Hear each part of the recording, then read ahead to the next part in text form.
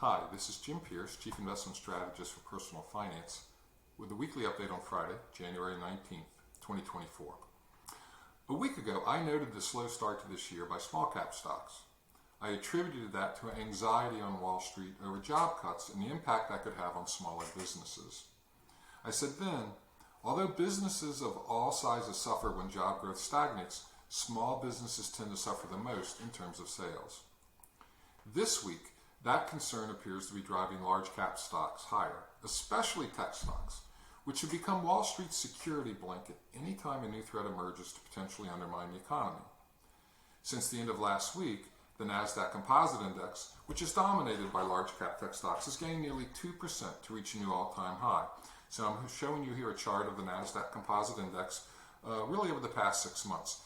And you can see falling until the end of October, and then suddenly this big surge right about till the end of December. But then since then, a big drop off the first week of this month.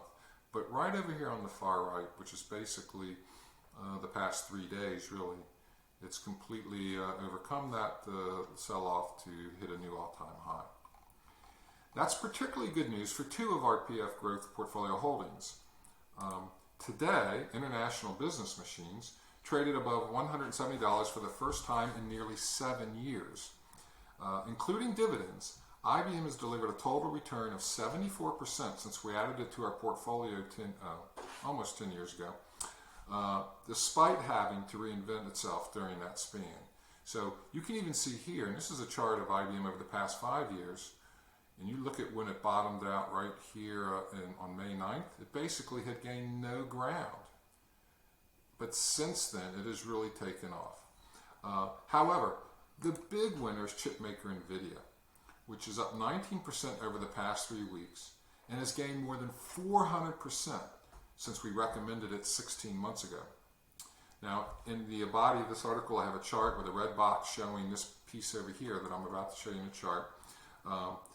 But that amazing performance includes several months during the second of last year when NVIDIA gained no ground while the rest of the stock market rallied. So here's NVIDIA basically over the past 2 years. Right over here in October of 2022 is where we recommended around $120 a share.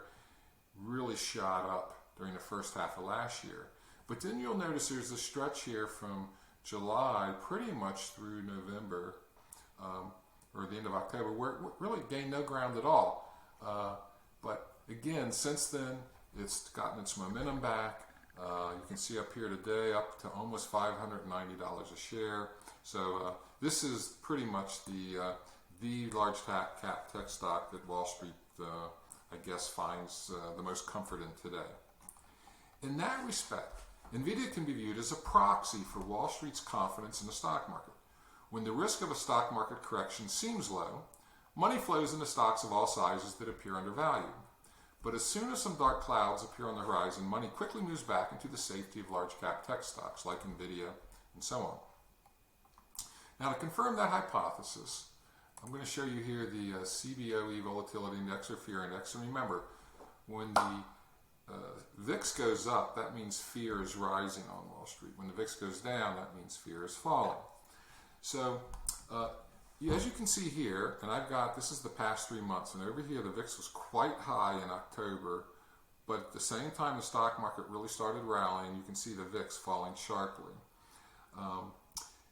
Here we go through December, end of the year, but since then we had this big blip here at the start of the year, then a rally, and then another blip. So clearly the pattern appears to be reversing. What this means is that the money managers on Wall Street are not only moving money into tech stocks for safety, but they're also buying put options on the S&P 500 index as portfolio insurance. None of that necessarily means a stock market correction is imminent. Given the magnitude of the stock market's recent rally, some caution is warranted, especially now that most companies will soon release their 2023 Q4 and full year results and guidance for 2024.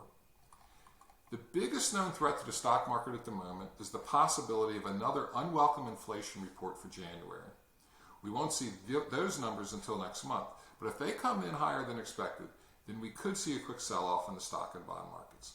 That's this week's PF Video Update, and I look forward to talking to you in another week. Thank you.